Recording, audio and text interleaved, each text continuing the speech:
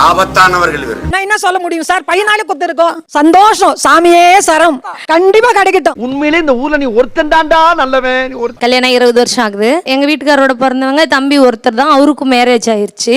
சரி, அதனால 2 பசங்களுக்குள்ள பிரச்சனை வர வேண்டாம். இப்பயே வந்துட்டு நம்ம அவங்கள வேறையா வச்சிட்டோம்னா அவங்களுக்குள்ளேயும் சண்டை வராது, நமக்குள்ளேயும் சண்டை வராது.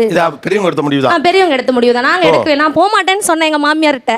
அப்படிங்களா? ரொம்ப சந்தோஷம். நான் இப்ப தனியாலாம் நான் விட்டேன்னா நான் போக மாட்டேமா அப்படின்னுச்சு.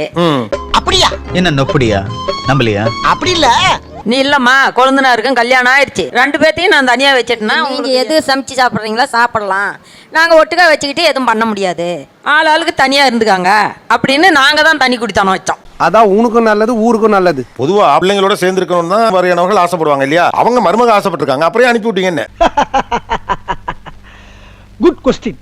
நாங்க வந்து குடும்பத்துல பிரச்சனை வரக்கூடாது. என்ன பிரச்சனை வரும்னு அனுப்பி விட்டீங்க? வந்து இப்ப நான் என்ன உங்கள்கிட்ட சொல்றது?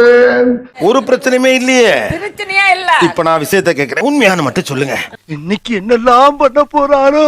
சம்சாரம் மின்சாரம் லட்சுமி குழந்தைய தூக்கிட்டு வந்த மாதிரி அந்த புள்ள தூக்கிட்டு வந்திருக்கு. இப்ப என்னடா சின்னவன் தான் தனியா பொண்ணு ஆசைப்படுறான்.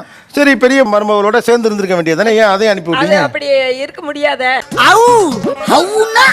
அது எப்படா முடியும்? என்ன முடிக்க விட்ட, அண்ணனை சேர்த்து வச்சுக்கிட்டு இருக்கிற அப்படின்னு எங்களை ஒரு நாளைக்கு கேள்வி கேட்டா நாங்க அதுக்கு பதில் சொல்ல முடியாது. விஷயம் சின்னவன் வெளியே கிளம்புறான்னு பெரியவனை அனுப்பிட்டீங்க. கரெக்டா கட்டுவிட்டா?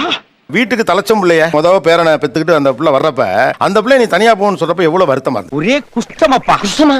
இது கஷ்டமப்பா. அது வருத்தமா தான் இருந்துச்சு, எனக்கே வருத்தமா தான் இருந்துச்சு. சரி, வருத்தமா இருந்தாலும் இருக்கட்டும்.